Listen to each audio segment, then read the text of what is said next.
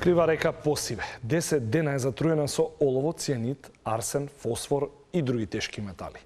Пукнала цевка во рудникот Тораница, а јаловина се излеала на околните имоти и дворови. Инспекторатот со казна до 200.000 евра. Општината со најава за кривична. Во Крива Паланка на терен и со граѓаните од утрово е Симона Петровска.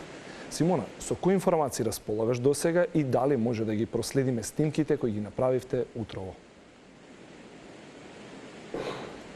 Да, Павле, се наоѓаме во Крива Паланка пред Крива река. Вода опасна по животот и здравието на луѓето по хаваријата во рудникот Тораница. Ова го утврдила акредитирана лабораторија која ангажирал градоначалникот и кој тврди дека состојбата е алармантна. Тука може да погледнеме дел од неговата изјава. Според ова лабораториско истражување, од акредитираната лабораторија, концентрацијата на олово во Крива река зголемено за неверојатни 10 пати повеќе. Дополнително, за неколку стотици пати е зголемена концентрацијата на цијанид, фосфор и азот во Крива река.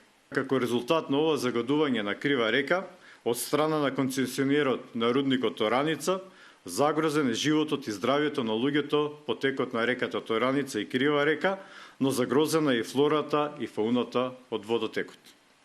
Она што можеби е пострашно, а е што како резултат на ова загадување е загрозена и почвата по текот на овие две реки, но и на река Пчиња, но и на земјоделските насади кои што се наводнуваат токму од овие речни подрачја.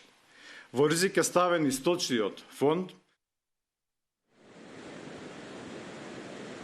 Општината бара јавниот обвинител да ги санкционира сторителите, но и надлежните институции, кои според градоначалникот не постапиле соодветно. Го гледаме и овој дел.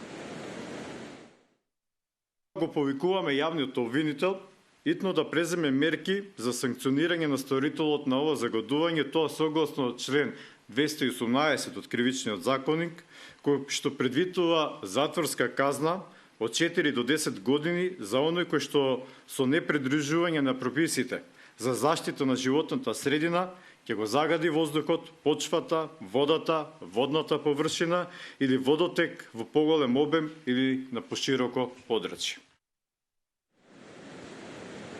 Од обвинителството велат дека се запознаени со настанот и дека во комуникација со надлежните институции и органи ќе бидат испитани сите околности за евентуална кривична одговорност. Додека надлежните испитуваат, утврдуваат, граѓаните загрижани алармираат. Да ги слушнеме. Пошто јас имам бавчи тамо горе, не дај Боже да се погоди во како се рече, во сезоната на вадењето да пукне цевката, ние сме работиле ништа џабе. Матна е сега и од дождовите, ама пред една недела беше лоша за гледка. Па среќа што не се помпите биле уклучени. И водата од Калин Камен, од планина што доаѓа, добро ни е. Тоа имаме среќа, иначе ако се биле помпите уклучени, град без вода. Од Државниот инспекторат за животна средина велат дека фирмата Булмак 2016 доел од Пробиштип ќе треба да плати одштета во висина од 200.000 евра, бидејќи било утврдено дека пукнала цевка за довод на технолошка вода која содржала олово, арсен и цијанид.